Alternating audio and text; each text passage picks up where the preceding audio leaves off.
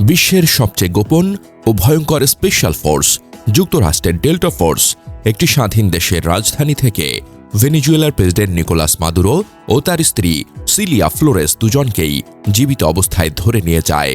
এটি কোনো সিনেমা নয়, এটি কোনো গুজব নয়, এটি একটি বাস্তবতা যা 2,85,00,000 মানুষের দেশকে এক মুহূর্তে অসহায় করে দেয়। এই অভিযান হঠাৎ করে হয়নি, এর নাম ছিল অপারেশন অ্যাবসোলিউট রিজলভ। মাসের পর মাস ধরে পরিকল্পনা করা হয়।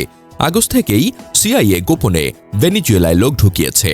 মাদুরোর চলাফেরা, ঘুমের সময়, নিরাপত্তা সবকিছু নজরদারিতে ছিল। এমনকি তার অবস্থান রিয়েল টাইমে জানানো একজন ভেতরের মানুষও ছিল। 4 দিন আগে যুক্তরাষ্ট্রের প্রেসিডেন্ট নিজে অপারেশন অনুমোদন দেন। ক্যারিবিয়ান অঞ্চলে ধীরে ধীরে জড়ো করা হয় 11টি যুদ্ধজাহাজ, একটি এয়ারক্রাফট ক্যারিয়ার, 15,000 সৈন্য, 150টির বেশি যুদ্ধ বিমান। সবকিছু দেখানো হচ্ছিল অ্যান্টি ড্রাগ অপারেশন হিসেবে। ভেনেজুয়েলা কিছুই বুঝতে পারেনি। রাত 2টা, কারাকাস। হঠাৎ আকাশে শুরু হলো গর্জন। 150টির বেশি যুদ্ধবিমান একসাথে ঢুকে পড়ে ভেনেজুয়েলার আকাশে। ভেনেজুয়েলার সেনাবাহিনী ছিল, অস্ত্র ছিল, রাশিয়ান এয়ার ডিফেন্স ছিল, কিন্তু সবকিছু এক মুহূর্তে অকার্যকর হয়ে যায়। কারণ যুক্তরাষ্ট্র যুদ্ধ শুরু করে গুলিতে নয়, সিগন্যালে। অভিযানের শুরুতেই যুক্তরাষ্ট্র ব্যবহার করে ইলেকট্রনিক ওয়ারফেয়ার। বিশেষ বিমান ও ড্রোন দিয়ে তারা যা করেছে, ভেনেজুয়েলার রাডার স্ক্রিনে মিথ্যা টার্গেট দেখিয়েছে। আসল যুদ্ধবিমানগুলো রাডারে দেখাই যায়নি। কমিউনিকেশন সিস্টেমে এমন জ্যামিং দেওয়া হয় যে এক ইউনিট আরেক ইউনিটের সাথে কথা বলতে পারেনি।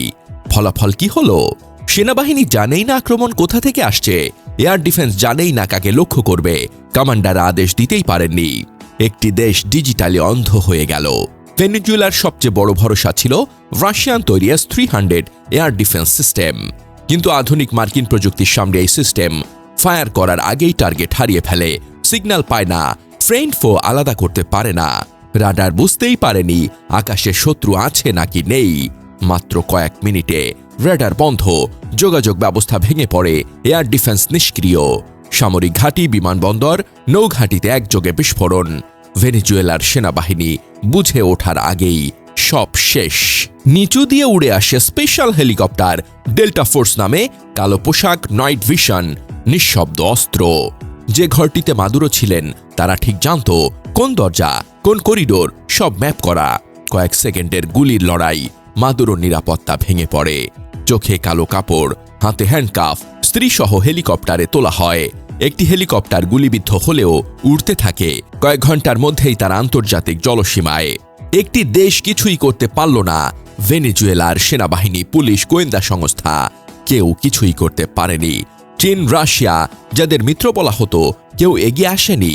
একটি স্বাধীন দেশের রাষ্ট্রপ্রধানকে তুলে নিয়ে যাওয়া হলো, আর পুরো বিশ্ব শুধু দেখল। কেন এই অভিযান? যুক্তরাষ্ট্র বলছে মাদুরো ড্রাগ রানিংয়ে জড়িত, অবৈধভাবে ক্ষমতা দখল করেছেন। ভেনেজুয়েলার অভিযোগ, আসল লক্ষ্য তাদের তেল ও খনিজ সম্পদ, বিশ্বের সবচেয়ে বড় তেল রিজার্ভের দখল। সত্য যাই হোক, ফলাফল একটাই, একটি দেশের সার্বভৌমত্ব ভেঙে পড়েছে। নিউ ইয়র্কে নেওয়া হচ্ছে মাদুরোকে। ধূসর ট্রাকস্যুট, চোখে কালো মাস্ক, হাতে হ্যান্ডকাফ। ছবি প্রকাশ পায় সোশ্যাল মিডিয়ায়। বিশ্ব বুঝে যায় শক্তির সামনে আইন দুর্বল, ক্ষমতার সামনে সার্বভৌমত্ব অনিরাপদ। এই ঘটনা শুধু ভেনেজুয়েলা নয়, এটি পুরো বিশ্বের জন্য একটি ভয়ঙ্কর সতর্কবার্তা। যেখানে শক্তি একতরফা হয়ে যায়, সেখানে কোনো দেশই সত্যিকারের নিরাপদ নয়। আজ ভেনেজুয়েলা, কাল কে?